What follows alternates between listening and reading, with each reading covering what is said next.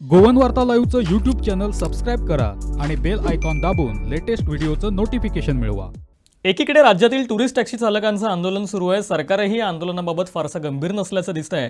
अशातच आता एक मोठी बातमी समोर येते, ती म्हणजे आता अपना भाडानंतर उबर सुद्धा गोव्यात येण्यासाठी उत्सुक आहे। उबर गोव्यात येण्याच्या वृत्ताबाबत अधिक माहिती जाणून घेणार आहोत आमचे प्रतिनिधी सिद्धार्थ कांबळे यांच्याकडून। सिद्धार्थ, काय अधिक अपडेट्स? सिद्धेश सर, गोव्यात सध्या स्थानिक टॅक्सी मालक आणि गोवा माइल्स यामध्ये एक मोठा वाद चालू आहे। अनेक दिवसांपासून, अनेक महिन्यांच्या पासून हा संघर्ष त्यांच्यामध्ये चालू आहे। या पार्श्वभूमीवर आता उबर ही ॲप बेस्ड टॅक्सी सेवा लवकरच गोव्यात दाखल होण्याची शक्यता आहे। कारण उबरनं 4 डिसेंबर 2020 रोजी राज्य सरकारला एक प्रस्ताव दिलेला होता, एक अर्ज पाठवलेला होता। त्या कंपनीचे जे उत्तर आणि पश्चिम विभागाचे महाव्यवस्थापक आहेत शिवाय शैलेंद्रन, त्यांनी सरकारला अर्ज सादर केलेला आहे 4 डिसेंबर 2020 साली की गोव्यात आपल्याला ॲपवर आधारित टॅक्सी सेवेसाठी परवानगी द्यावी म्हणून। त्याच्यानंतर राज्याच्या वाहतूक खात्यानं हा प्रस्ताव स्वीकारलेला आहे आणि सध्या राज्य सरकारनं या प्रस्तावावर विचार करण्याची प्रोसेस राज्य सरकारकडनं चालू आहे। त्यामुळे लवकरच राज्य सरकार त्या उबरच्या अर्जावरती विचार करून उबरला सुद्धा राज्यामध्ये संधी देण्याची शक्यता आहे। काय वाटतं एकंदरीत, जर का उबर सुद्धा गोव्यामध्ये आली तर टॅक्सी चालकांचं जे सध्या आंदोलन सुरू आहे याच्यामध्ये कुठे फूट पडण्याची शक्यता वाटते का? आता प्रश्न सध्या म्हणजे मंत्री मायकल लोबो वगैरे ज्या पद्धतीनं म्हणतायत की टॅक्सी मालकांचा हा वाद फक्त गोवा माइल्सला आहे।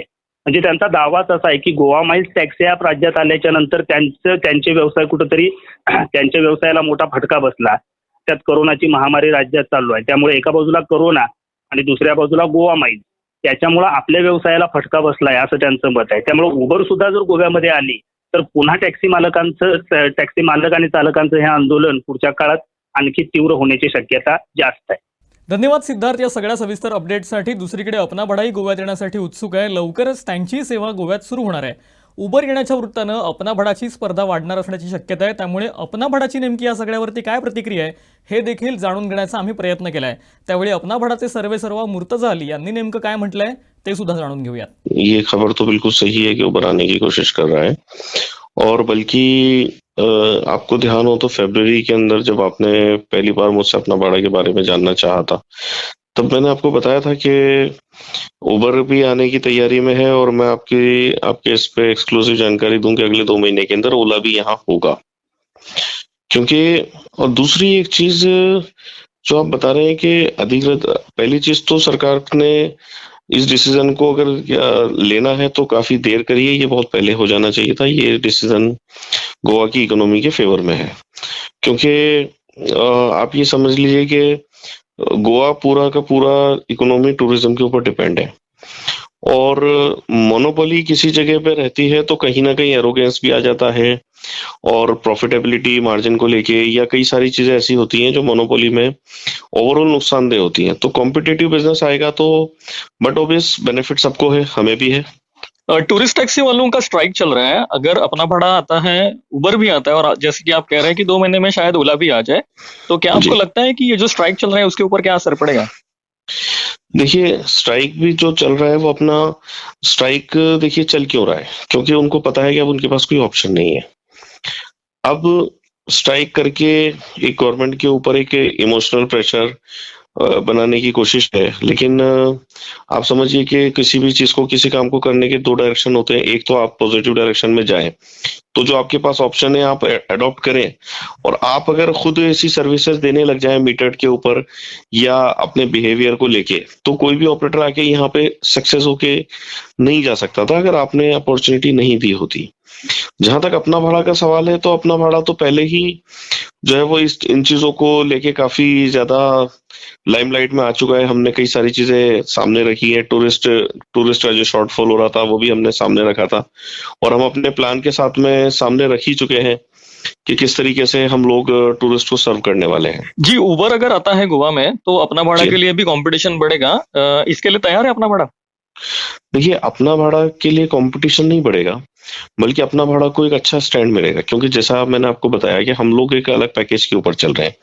अपना भाड़ा अगर कंपटीशन की बात करें तो अपना भाड़ा तो पहले दिन से 2 महीने तक फ्री ऑफ कॉस्ट सर्व करने जा रहा है। जैसा मैंने आपको बताया कि अपना भाड़ा के पोर्टल पे आके या फिर जो होटल ऑपरेटर से भी हमारी बात हुई है, 20 अप्रैल से लेके 20 जून तक 2 महीने गोवा में कोई भी टूरिस्ट आएगा, अगर उसका बुकिंग गोवा के होटल्स में है, होटल ऑपरेटर्स के थ्रू या खुद वो ऑपरेटर जो पैसेंजर है, वो चाहे जीटीडीसी में अपनी बुकिंग करा रहा है या किसी और होटल में जाने वाला है, अगर उसकी प्रायर बुकिंग हमारे पास रहती है तो अतिथि देवो भव की थीम के ऊपर हम लोग उसको गोवा में वेलकम करेंगे। हमारी अपना भाड़ा की जो फ्लीट है उसको एयरपोर्ट से लेके उसके होटल को ड्रॉप करेगी, उनको पूरा साइट सीइंग कराएगी जितने दिनों पैसेंजर करेंगे यहाँ स्टे करेंगे, और उसके बाद उसको वापस गोवा में एयरपोर्ट के ऊपर ड्रॉप करेगी।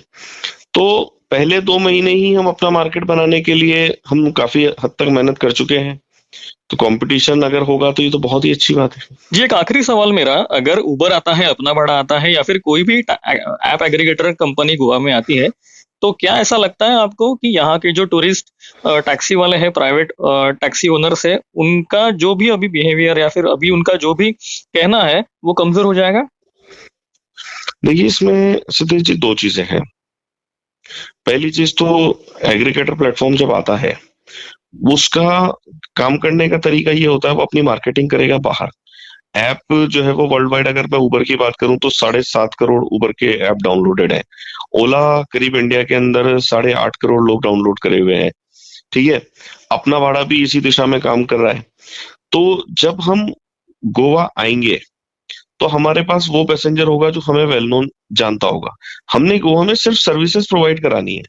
अब अगर यही सर्विसेज अगर हमारे साथ अपना भाड़ा के साथ हो, उबर के साथ हो या ओला के साथ हो, अगर यही टैक्सी ड्राइवर इस प्लेटफॉर्म पे आके काम करते हैं, नया कंपटीशन खड़ा नहीं होगा।